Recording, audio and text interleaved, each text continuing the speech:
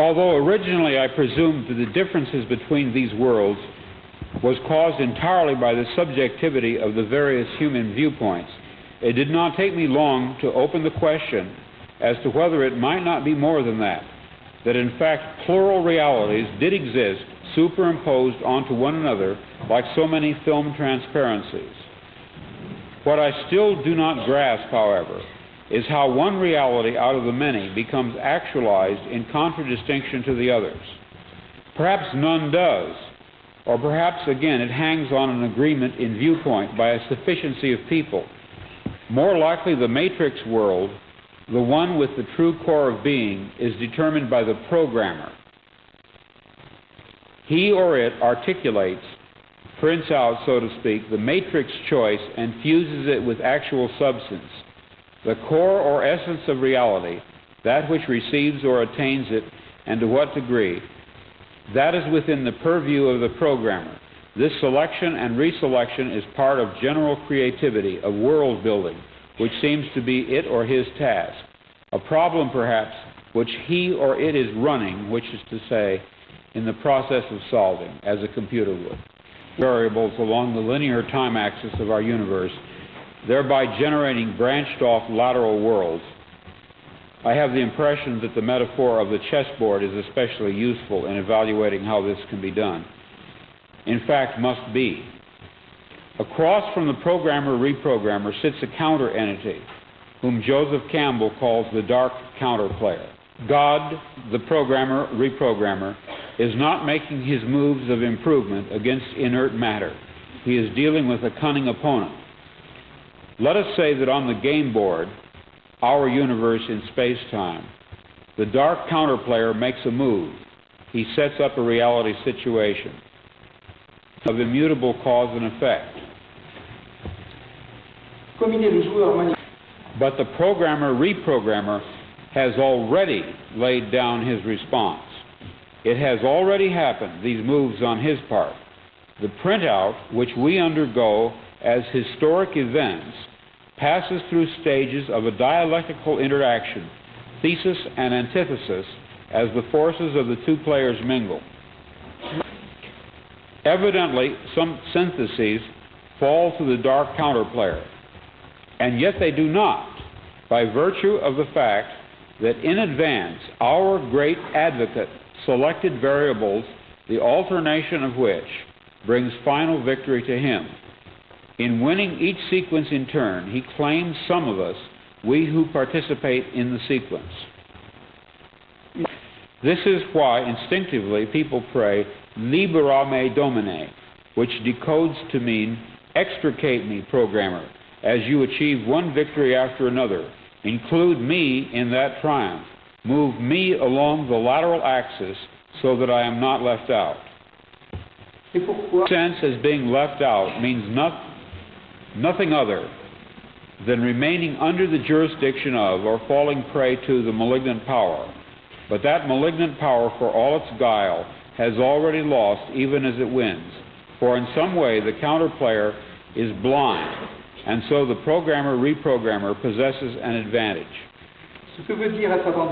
I submit to you that such alterations, the creation or selection of such so-called alternative presence, is continually taking place. The very fact that we can conceptually deal with this notion, that is, entertain it as an idea, is a first step in discerning such processes themselves. But I doubt if we will ever be able in any real fashion to demonstrate, to scientifically prove that such lateral change processes do occur. Probably all we would have to go on would be vestiges of memory, fleeting impressions, dreams, nebulous intuitions that somehow things had been different in some way, and not long ago, but now. We might reflexively reach for a light switch in the bathroom only to discover that it always had been, in another place entirely. We might reach for the air vent in our car where there was no air vent, a reflex left over from a previous present, still active at a subcortical level. We might dream of people and places we had never seen as vividly as if we had seen them and actually known them. but we would not know what to make of this, assuming we took time to ponder it at all. Nous chercherions de la...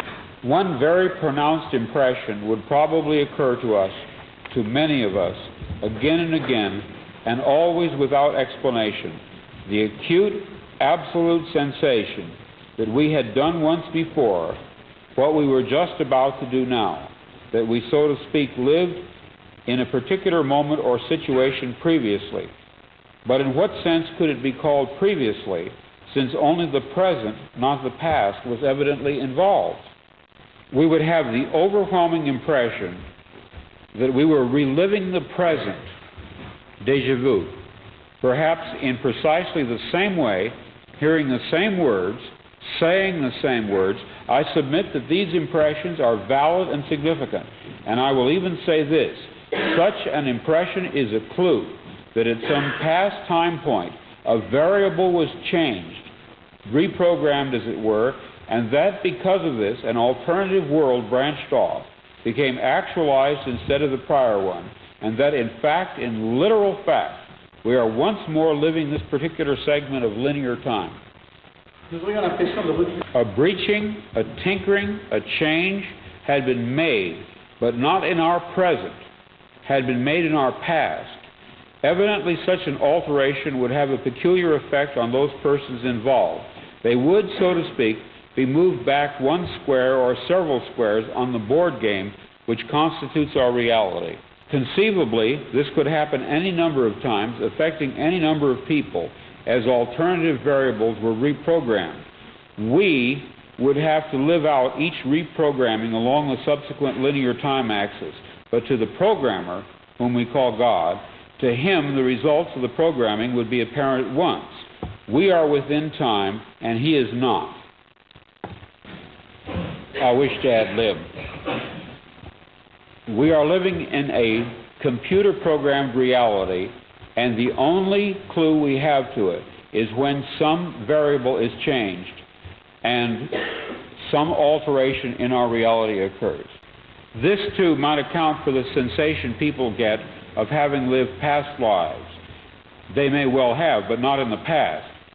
Previous lives, rather, in the present, in perhaps an unending repeated and repeated present, like a great clock dial in which grand clock hands sweep out the same circumference forever, with all of us carried along unknowingly, yet dimly suspecting.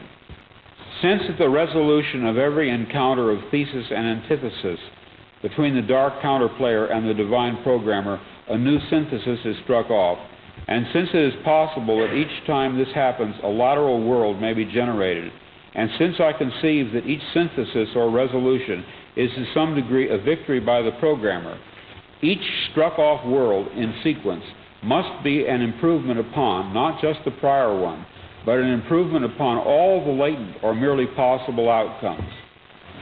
It is a better world, but in no sense perfect, which is to say final. It is merely an improved stage within a process. What I envision clearly is that the programmer is perpetually using the antecedent universe as a gigantic stockpile for each new synthesis, the antecedent universe then possessing the aspect of chaos or anomie in relation to an emerging new cosmos. Therefore, the endless process of sequential struck-off alternate worlds emerging and being infused with actualization is negentropic in some way that we cannot see. What we need at this point is to locate, to bring forth as evidence, someone who has managed somehow, it doesn't matter how, to retain memories of a different present, latent alternate world impressions, different in some significant way from this, the one which is at this stage actualized. According to my theoretical view, it would almost certainly be memories of a worse world than this, for it is not reasonable that God the programmer and reprogrammer would substitute a worse world in terms of freedom or beauty or love or order or healthiness by any standard which we know. When a mechanic works on your malfunctioning car, he does not damage it further. When a writer creates a second draft of a novel, he does not debase it further, but strives to improve it. I suppose it could be argued in a strictly theoretical way that God might be evil or insane and would in fact substitute a worse world for a better one. but frankly, I cannot take that idea seriously. Let us pass that over. So let us ask, does any one of us remember in any dim fashion a worse Earth circa 1977 than this? Have our young men seen visions and our old men dreamed dreams? Nightmare dreams specifically about a world of enslavement and evil, of prisons and jailers and ubiquitous police? I have. I wrote out these dreams in novel after novel, story after story. To name two in which this prior ugly present obtained most clearly, I cite The Man in the High Castle and my 1974 novel about the U.S. as a police state, called Flow My Tears, the Policeman Said. I'm going to be very candid with you. I wrote both novels based on fragmentary residual memories of such a horrid slave state world. Or perhaps the term world is the wrong one, and I should say United States, since in both novels I was writing about my own country.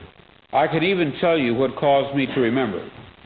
In late February of 1974, I was given sodium pentothal for the extraction of impacted wisdom teeth. Later that day, back home again, but still deeply under the influence of the sodium pentothal, I had a short, acute flash of recovered memory.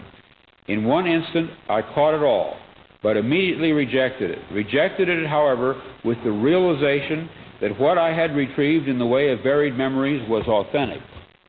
Then, in mid-March, a month later, the total body of memories, intact and entire, began to return.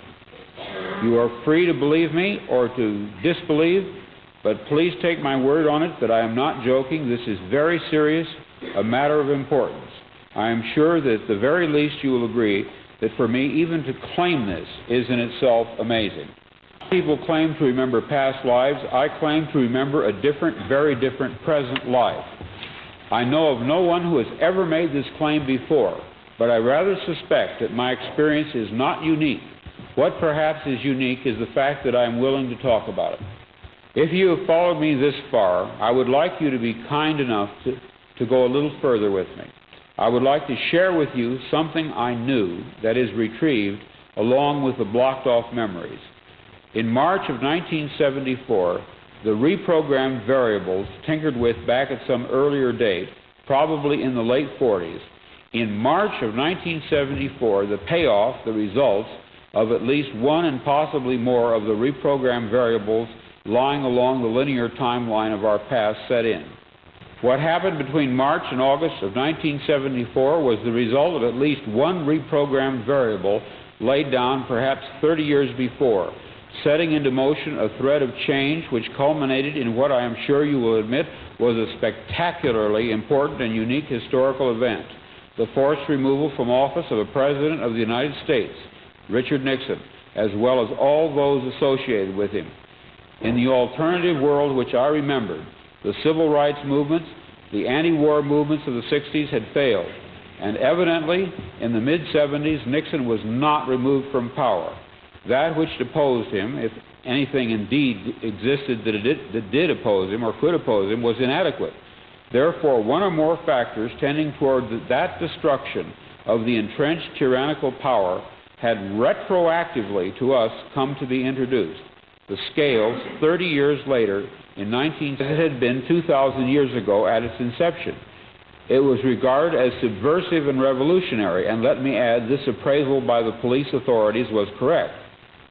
It took me almost 2 weeks after the return of my memories of my life in Track A to rid myself of the overpowering impression that all references to Christ, all sacerdotal acts, had to be veiled in absolute secrecy. But historically, this fits the pattern of a fascist takeover, especially those along Nazi lines. I would like to read something which I had deleted. So, yes, sir.